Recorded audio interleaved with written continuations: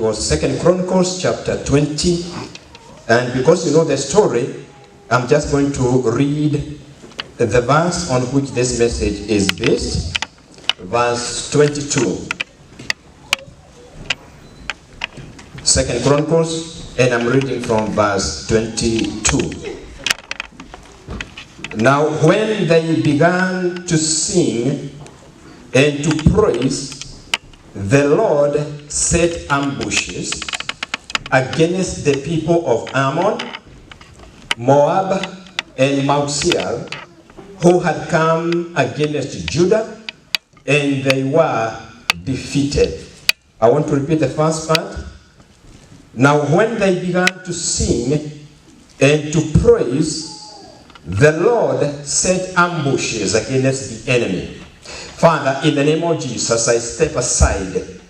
I ask that you begin to minister to us. We seal ourselves with the blood of Jesus, and every interfering spirit I bind in the name of Jesus. Lord, speak to us. It is in Jesus' name I have prayed. Amen. Amen. Today's message, the title of the message is God's Ambushments, or God's ambushes. You know, when you ambush someone, you pounce on them, they are not aware because it's an ambush. And today I want to show you that the Almighty God always set ambushes against our enemies. Now, we have read the story of 2 Chronicles chapter 20 from the beginning to the end. It's about King Jehoshaphat. He was the king of Judah. And a time came when he was attacked by a huge army. And this army consisted of Moabites and Ammonites and other people from Mount Seir. It was a very, very large group. Now, as an introduction to this message, I want to start by saying this, that God always responds to fasting, to prayer, to praise, and to worship. Never make any mistake about it. When we pray to the living God, and when we fast because of the name of Jesus Christ, and when we praise the living God, God always responds. This morning, as the choir was singing, you may not know, because we were not seeing it, you may not know what was happening in the spiritual realms. But I can tell you, the worship and the prayers were not in vain. Amen. Because God always responds. He never fails to respond. Now, the importance of praise and worship and fasting and prayer is so great that our enemy, the devil, knows this. And therefore, the devil opposes fasting. He opposes praise and worship. He opposes prayer. That is why you find it very difficult to worship and to praise. There is always a battle against praise and worship. That is why sometimes you don't even feel like you want to sing. You don't feel like you want to worship. You don't feel like you want to go through and have a breakthrough, because there is a force that is oppressing. There's a force that is resisting you. That is why fasting is very tough. Because with fasting, the enemy knows there is going to be a response. Every time there is fasting, there is praise and worship, there is prayer, there is a response from heaven. And the devil is afraid of that response. Do not be amazed, therefore. Do not be surprised when you find even coming to church is a struggle. When you want to pray in the evening, it is a struggle. When you want to fast, it's such a struggle. You feel like fasting one day is going to kill you. It is because of the resistance. But because we know that God answers, he always responds. We must resist the devil. We must resist him. We must say no. Even if we don't feel like we want to worship, we are going ahead with it. I will open my mouth and I worship. Even if I don't feel like it, I don't feel like I have the strength, I don't have the joy to worship, I will still do it. That is resisting. And sooner or later, you get your breakthrough. You begin to flow like the choir began to flow. So we must learn to resist the enemy because we know heaven is going to answer. When you fast next time and you feel the resistance by the enemy, I urge you to resist him. The word of God says, when we resist the enemy, he will flee. When next time you begin to pray and you feel that you are so sleepy, you don't feel like you want to pray, I urge you to resist because you will get a breakthrough. We must also learn to persist. In other words, we don't give up. Even when the singing appears to be so difficult, we still continue to sing. Even when you are trying to sing in your house and you are drowsy and your voice seems to be going up and down because of sleep, I urge you to persist. That is what conquers the enemy, and that is when God begins to respond. Many times, we are faced with a tremendous problem like King Jehoshaphat. We are faced with attacks. We are faced with the problems and we don't know what to do with those problems. They come, not one, but many of them. And like Jehoshaphat, we feel like a whole army is against us. And I want to tell you the story of King Jehoshaphat because it is going to illustrate this point about how God responds to praise and worship and prayer and fasting. And once we see what God did in this example, we will be encouraged to resist the enemy and to persist with our worship and praise and with our fasting and with our prayers. Now here is King Jehoshaphat. He was put in a very difficult position because the first thing is this. Someone came with a report. The report was very discouraging. The report was about a huge army. Read your Bible and you will see the reporter said, you have a massive enemy against you. They are encamped on the other side. The army is so massive, it covers the whole ground. That was the report. And here is King Jehoshaphat. His reaction to that report was first fear.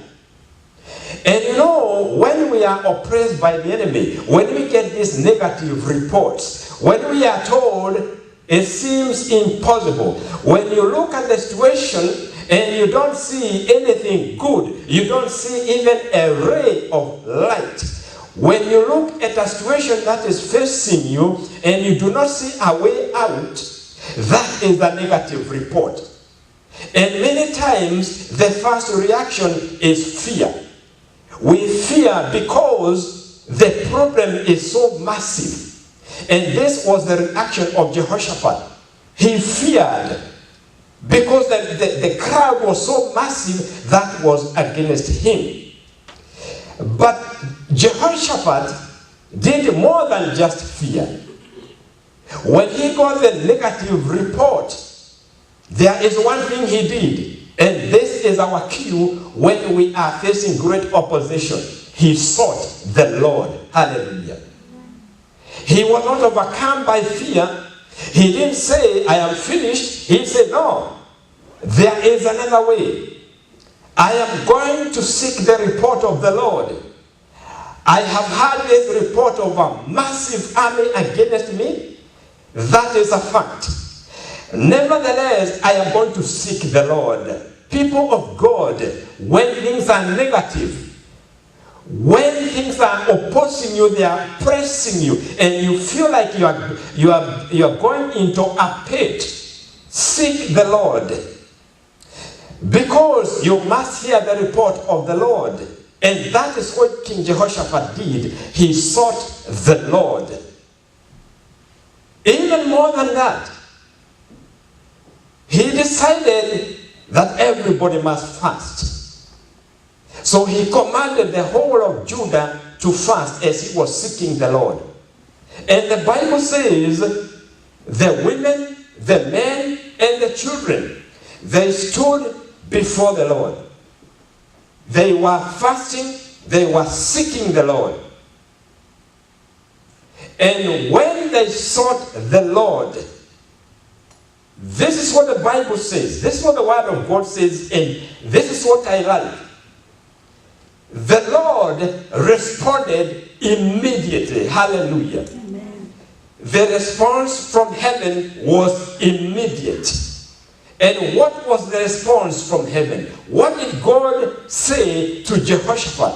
What was the response to prayer and fasting? The response is this.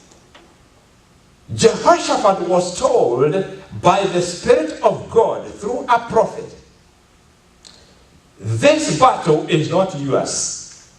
Don't worry about it. You are not going to fight this battle. I am going to fight it.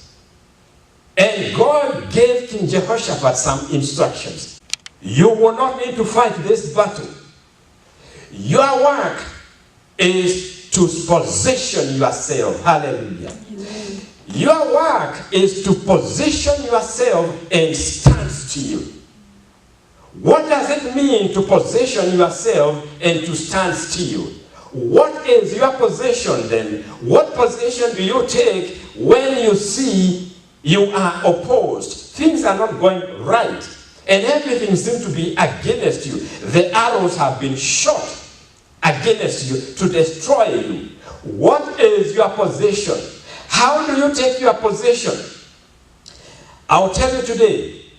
The position that God is asking us to take in the face of opposition is the position of faith. We walk not by sight, but by faith. So this is the position. Though I see the army, though I can see the problem, my position is this. I trust in my God. My position is one of faith. Though I can see the massive crowd, though I can see the problem I am in, I choose my position. I position myself on the basis of faith. My position is not to go by sight. My position is to walk by faith. That is my position. That is your position in face of opposition. What does it mean then to stand still? How do you stand still and you are right in the midst of a problem? Can you imagine Judah and Jehoshaphat? Can you imagine them standing still and here is a huge army ready to attack them? What does it mean to stand still? It means, though I can see the enemy, though I can see how gigantic the problem is, I am not going to be moved. I refuse to be troubled in my heart. I refuse to fear whatever is facing me. When you stand still, it means you are not being swayed by what you see. You are not getting discouraged by what you see. That is standing still. That is why God commanded Jehoshaphat and said, take your position. Stand still.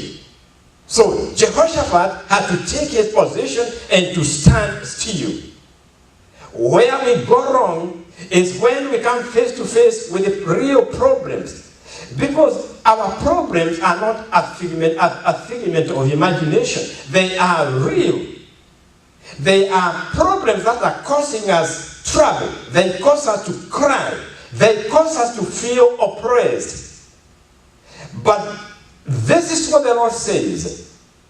when you choose your position and you say, I stand on my faith that God is able, then I will not be moved. I refuse to go down into depression.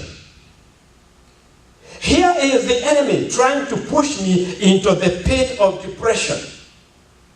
But because I have chosen my position, I refuse to be moved into that pit. And I say, I will stand in my position. And I tell the Lord, I have taken my position on faith. I will trust you. By faith, I trust you will see me through. Therefore, I will not be troubled in my heart. Even though a huge army is against me, I will still stand still. I will not worry. I will not lack sleep because of the problem. I will not fear tomorrow because of the problem. Why? Because I have been commanded to take my position, and my position is this: I walk by faith and not by sight. I am not moved by the size of the army. I am not moved by how serious the problem is. I am moved by faith in my God. Therefore, I stand still. Hallelujah. When Jehoshaphat decided to take his position, we see then this immediate answer. And that tells us of something that we lose sight of. When we pray and when we fast and when we worship and praise like we have been worshiping, let us remember one very vital thing, that we are praying to a living God. We are worshiping a living God.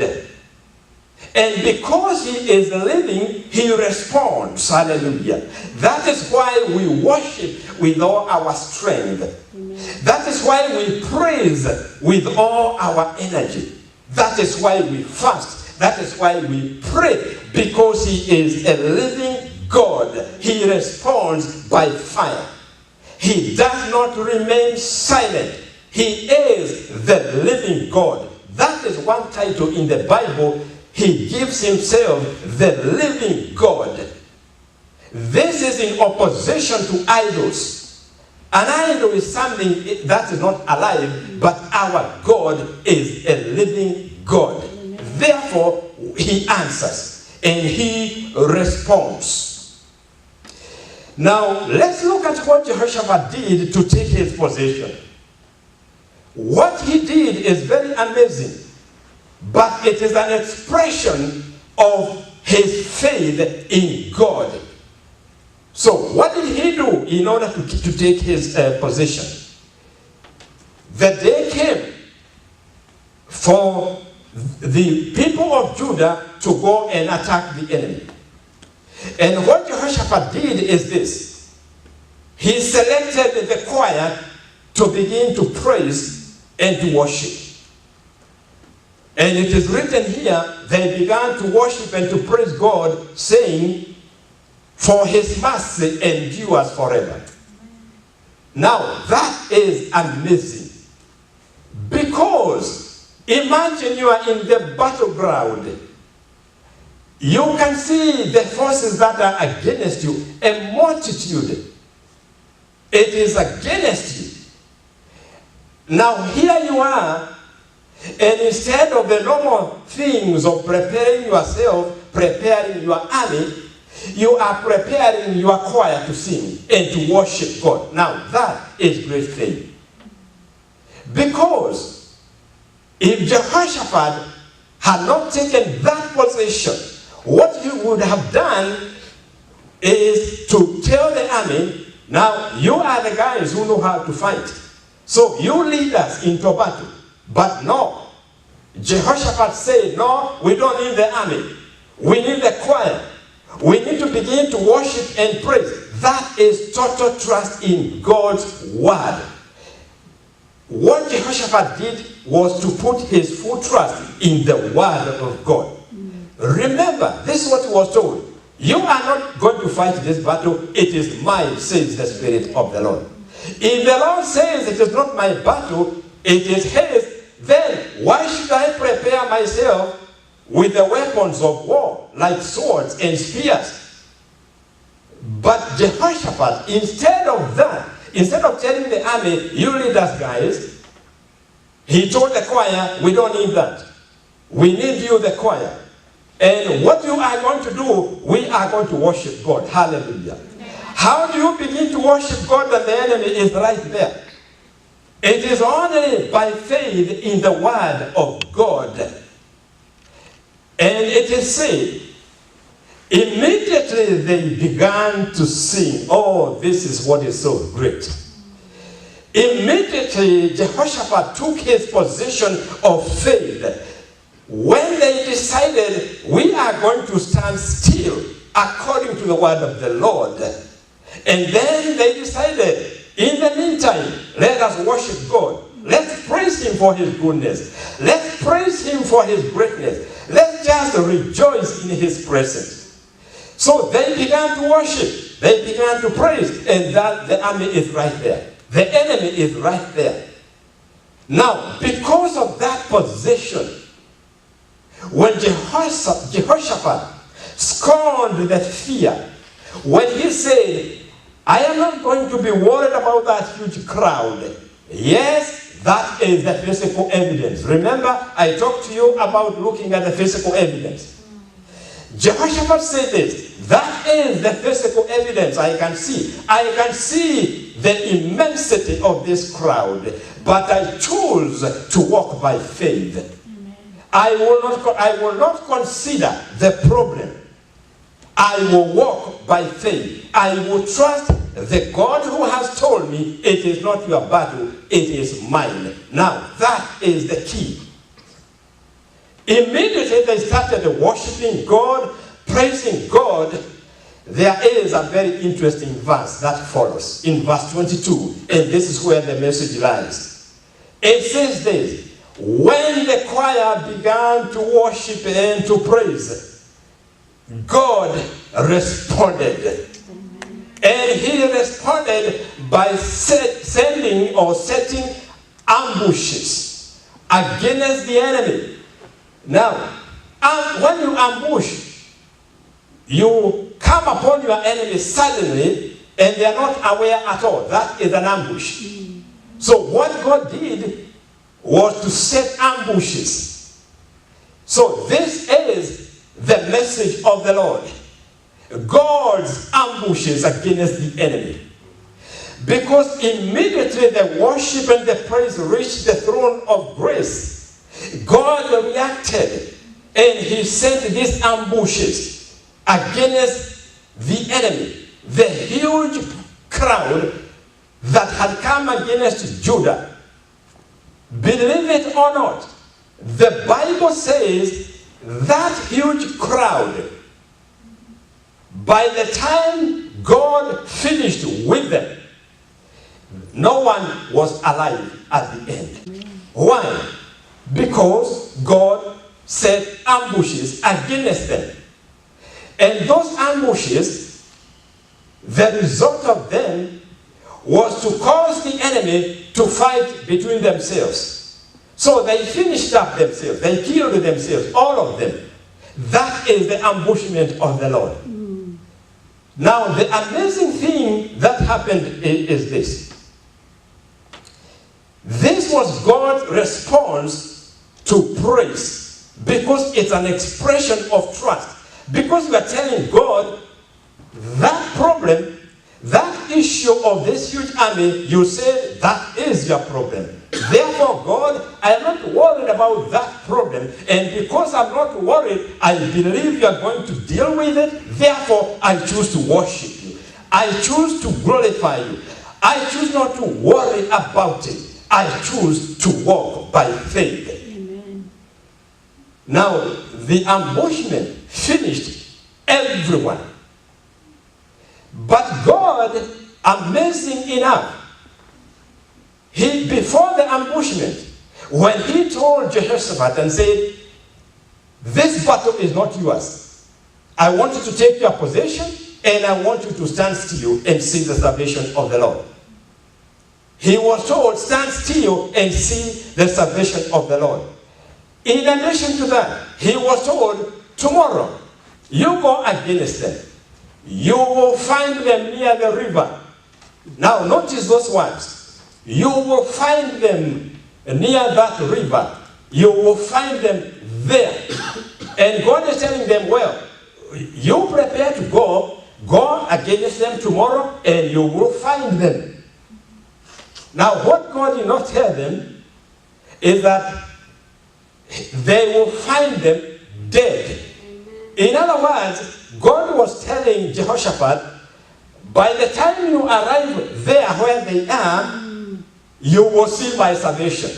And my salvation is, you will not find anybody alive. But I still want you to go and see it for yourself. Hallelujah. Amen. See what I have done. See how faithful I am when I speak my word. So, when the army of Judah eventually went to look, according to what the Lord told them, go against them tomorrow, so they went. And when they looked, there was not a single man alive. Who fought that battle then? The Lord. Yeah, because Jehoshaphat was not fighting. They were worshiping. Hallelujah. They were worshiping while the Lord was fighting. So it only remained for Judah to see the salvation of the Lord. That is why they were told, stand still. Don't worry about it. The battle is not yours. I will do it. And the Lord sent these ambushments. And these people, they destroyed themselves. One interesting question we need to ask ourselves is this. Did Jehoshaphat and his people of Judah, did they see the ambushments? Oh, hallelujah. Did they see the ambushes? Listen. Did they see an army from heaven coming to fight this huge group? They didn't. Now, there is a key there that I want us to hold on to. When the Lord says he is fighting our battles, we do not need to see what he is doing. Amen. We don't know how he fights the battles. We don't see the ambushes.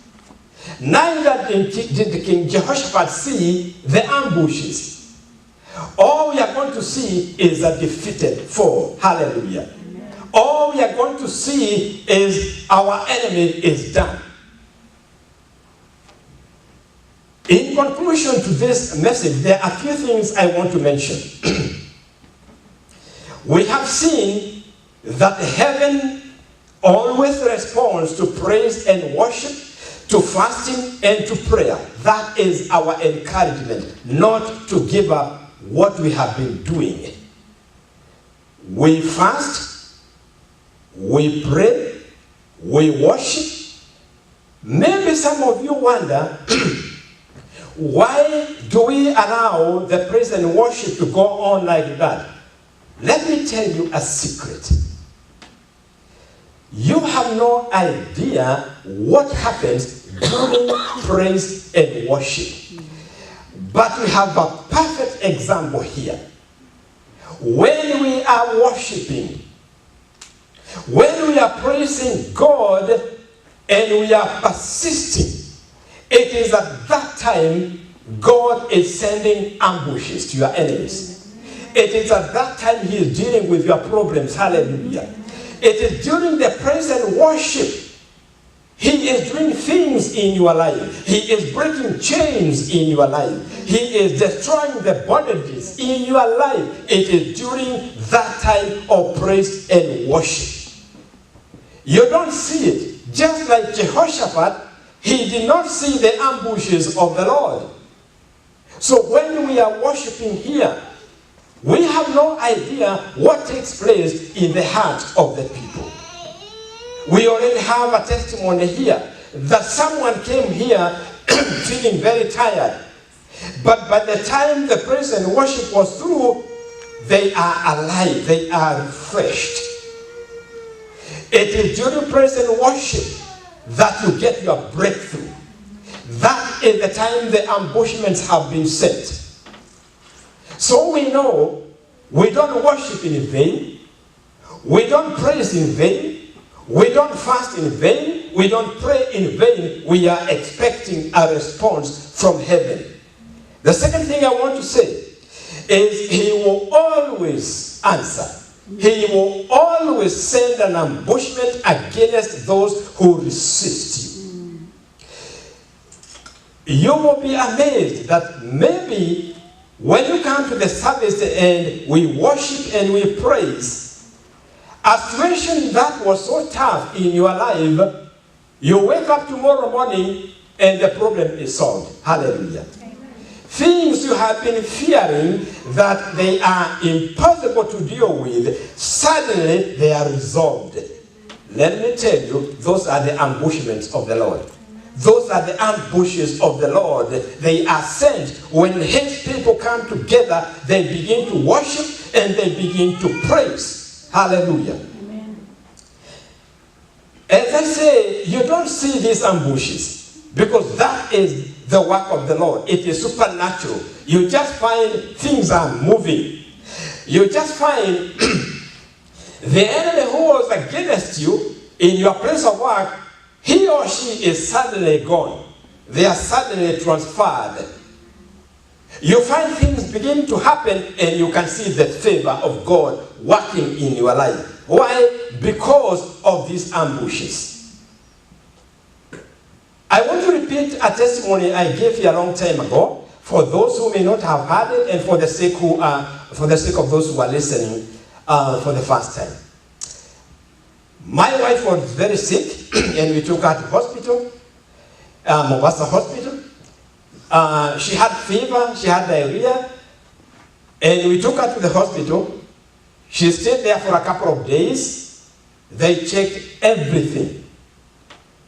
The report was negative. They said, we can't find anything wrong with you. But the fever persisted and the diarrhea persisted. So they gave her medication and they sent her home. When we came home, I touched her and the fever was actually very high. And she was still experiencing diarrhea. But by the grace of God, what I did was I called the children together. And I told them, let us just worship. Let us just sing a chorus. And I remember my son, one of my sons, saying this to me. Papa, this is not the time to worship. This is the time to look for another hospital to take our mom. And I said, yes, my son, I see that. Nevertheless, let us spend only a few minutes. Let's just sing a chorus before we go. And Faith went to the keyboard, and Morgan was playing the drums, and we started singing a chorus. In the midst of the chorus, my wife was lying on a sofa set, and she was mourning because of the fever. In the midst of this chorus, as we were singing, the Lord sent an ambushment against the enemy. Amen. Suddenly, my wife sat up. Then she put her feet down on the floor. Then she stood up. And then she said, I am healed. The power of God to heal is here.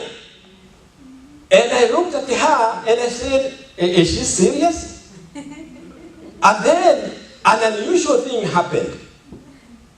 When we finished that chorus, she went straight to the kitchen and she started cooking. I think she started cooking chapati. Then cooking chapati was not enough. She started preparing other dishes. Then she started cleaning the kitchen. Then she wanted to come and sweep the sitting room. And I said, wait a minute. You are supposed to be resting. And she said, I am renewed. I am refreshed. I am healed. In other words, the anointing was so much, she was unable to stop working. Hallelujah. Amen. Let me tell you this. We never went to the hospital again.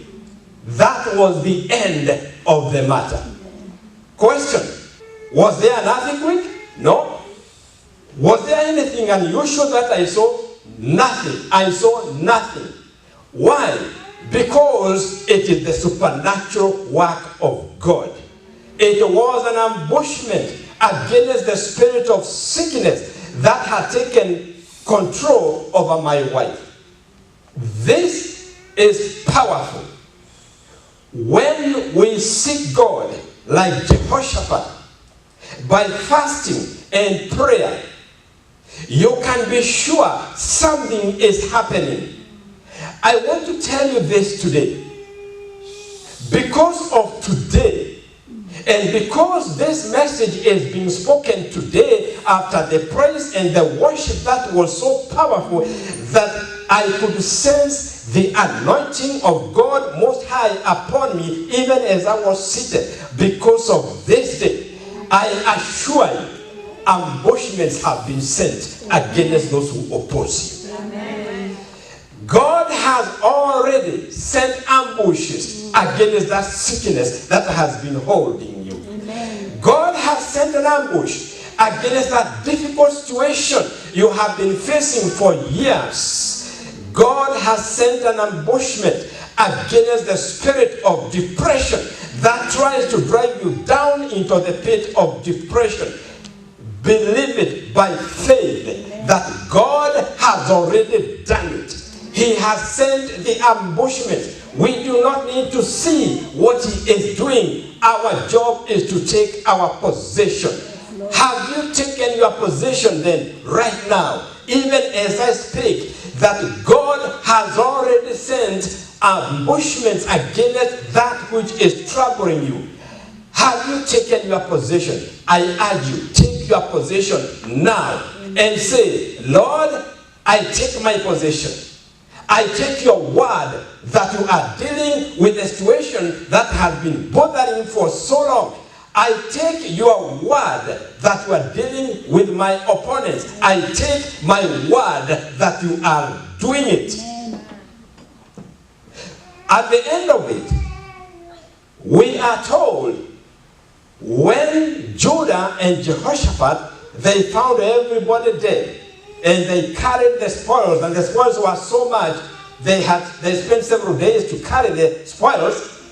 We are told towards the end, they did something which we must always do. We must never forget this. After everything was done, Judah gathered together in the valley called Beraka. There, they thanked the Lord. Amen. There, they praised the Lord. For the work he had done, for the battle was fought on their behalf. Do not ever forget to give thanks to God after the victory. You do not need to wait until you actually see the victory.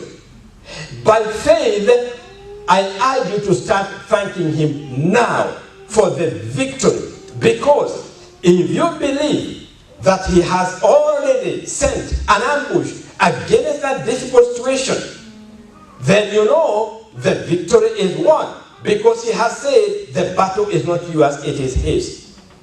Because of this then, we have a reason to begin to worship him. Begin to thank him because it is done. That is your position. That is what the Spirit is asking you to do. Take your possession. Oh, hallelujah. God is the Almighty God. He is the living God. And when he speaks, it is done. Today he speaks and says to you as you are seated here, that which has been troubling you, that enemy of yours, behold, I have sent an ambush against it. Whatever it is, the Spirit of the Lord is saying, believe that I have sent an ambushment against it. You will not find it. You will find the enemy defeated. You will find it is easy going from now on because of the ambushes of the Lord. That is the position the Lord is asking us to take. The position of faith, where we say, Lord, we receive the word, we believe it, and we will not be moved. We are going to be still. Hallelujah. Amen. No one should leave this place worrying about the issues all of us are facing. Some of us are facing very, very difficult things. But says the Spirit of the Lord, be still. Do not worry about it. The battle is not yours. Hallelujah. It is the Lord's battle. Take your position of faith and say, though I know there is that problem, though I can see the physical evidence, I choose not to consider that physical evidence. I choose to believe the report of the Lord. Hallelujah. So we begin to give thanks even right now. Let today and this week then be a time of giving thanks as the Lord deals with our enemies. As the Lord sets ambushes against our enemies, let us by faith begin to give thanks to the Lord. Amen. Let's bow our heads and pray.